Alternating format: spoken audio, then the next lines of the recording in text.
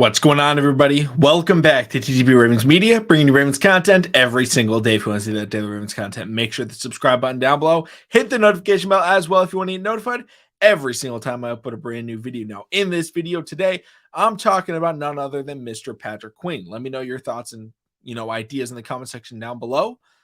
But let's jump right into it. So, if you guys are unaware of the situation going on in Baltimore, there are questions, there are concerns, there are problems with the linebacking core. Now, this arose when the Ravens decided to draft Trenton Simpson in the third round out of Clemson. He is a linebacker, and a lot of people went, wait a minute, the comp pick or the extension deadline is Monday. Not extension deadline. The fifth-year option deadline is on Monday. The draft was Thursday, Friday, Saturday. What are we doing about Patrick Queen? And that was already a question. But after drafting Trenton Simpson, a lot of people went, oh, yeah, they're not extending Patrick Queen. Then the deadline comes. The Ravens do not give that fifth-year option to Patrick Queen. So then it became, oh, is he even going to play for the Ravens this year? Should the Ravens, keep him, or should they try and trade him? Because there's a lot of different factors that go into it. But if you trade him, you can get assets now. If you keep him and play him, obviously you get the performance this season. That's what I'm going to be talking about today. Should the Ravens keep or trade Patrick Queen? So first off, I want to say that I'm not I've been critical of Patrick Queen, in the past, but I also am not a Patrick Queen hater.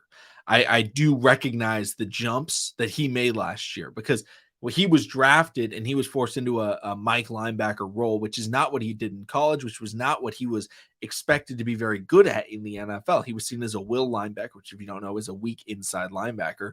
And that's the guy playing off the ball.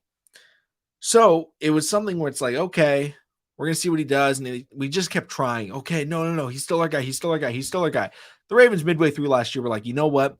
We need somebody that can play the mic. So they go out and they get Roquan Smith.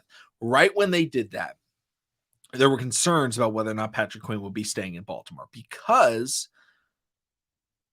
it was very clear with the Ravens giving up a second-round pick, they had intentions of extending him.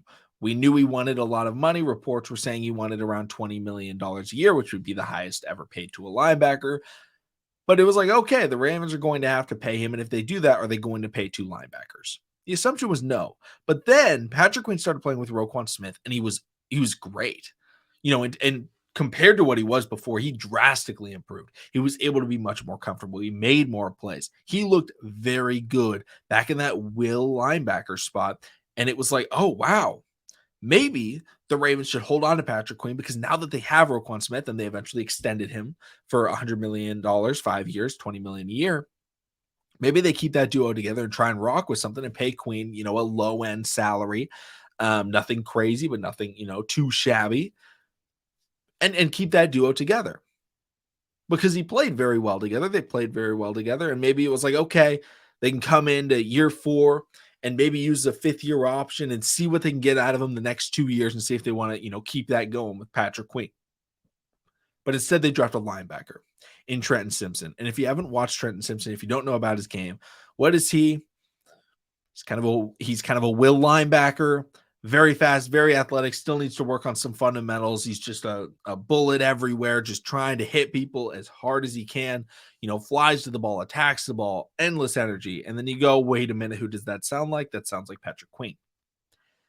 They drafted a very similar player to Patrick Queen, a little bit underdeveloped, but very athletic and very, very aggressive and coming out of a big-time school. Patrick Queen out of LSU, and then Simpson out of Clemson. So when you do that, it was like, whoa, all right, what are we going to do here? Then Patrick Quinn deleted everything off of his Instagram. Again, whoa, what are we going to do here? Is he unhappy with the Ravens? What is going on with the situation? How are they going to rectify it? Now, the pros and cons I'm going to go over for keeping and trading him are pretty simple. Obviously, if you keep him, you get the pros of Patrick Quinn playing this year. You don't have to force a third-round rookie linebacker into a starting will linebacker spot. That's going to be crucial no matter what way you spin it. The other thing is, if Patrick Queen does leave, you would be able to get a comp pick, which the Ravens, we all know, they love the comp pick formula. They want to get as many third, fourth, fifth, sixth round compensatory picks as they can because they know more picks is more opportunities to get future superstars. So if you keep Queen, you can get that comp pick. You can develop Trenton Simpson, and then next year you can see where he's at and start him then, and then get the comp pick the next year after Patrick Queen leaves. The other side of things, if you trade him, you're able to get assets currently. Now, I don't think Patrick Queen's trade value is immensely high. I think a lot of people drastically were overrating how valuable he is. And again, I'm not trying to say he's not valuable, but I saw people saying second round pick. I saw people saying, early third round pick. That should not be the expectation. That shouldn't be the expectation at all. Because again, if you trade for him, if another team, I'll just make up a team. Let's say the Raiders decide to trade for him, they would have to pay him. It's not just, oh yeah, let's just trade for Patrick Queen. It's trade for Patrick Queen, then pay him. So you're not going to give up a ton of stuff. Now, maybe if you want to swap young players and, maybe if you want to send over, oh, we don't really need this cornerback. Maybe we send him over and get a linebacker in return on a one-year deal and it's similar contracts. That can also happen. But the biggest thing is you would get immediate return and you would allow Trenton Simpson to play, which again, it's very risky, but it could allow him to develop faster. And when playoff time comes, which I think we all expect the Ravens to make the playoffs, Lamar Jackson's playing. They're very good when he does that. One of the highest winning percentages in NFL history. Expect him to make the playoffs. Hey, how can this guy develop? How good can we get him in one season? So obviously there's a couple of options. My stance is I believe we should play Patrick Queen this year.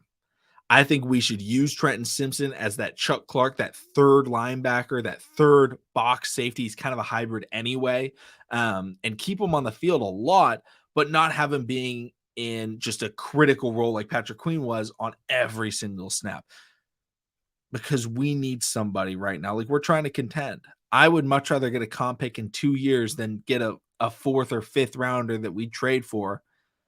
Like, that's not going to be worthwhile. Patrick Queen has the ability to make the Pro Bowl if he steps up his game. That was the expectation, right? You drafted him not thinking he was going to be dominant year one. That's not how he was seen coming out of the draft. This is a developmental piece that has not played a lot of football, has not played a lot of linebacker. So they drafted him thinking, hey, 3-4 years, he can be our guy. He wasn't developing fast enough. We ended up bringing in Roquan, but he still has the traits that he came out with, and he has gotten better every year. He's gotten better every 6 weeks, every 5 weeks, every week. It seems like he does get better. Playing him now will be more beneficial, in my opinion, because we will get that play on the field. And if he ends up making the Pro Bowl, that's going to help the comp pick formula even more. Like, yes, I understand you want to play the rookies. You want to believe in the rookies, but you also have to be smart.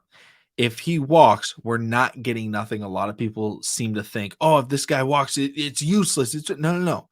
It helps the comp pick formula. That's why the Ravens have let so many players walk. Now, have great players walk from the Ravens? Yeah, and it sucks.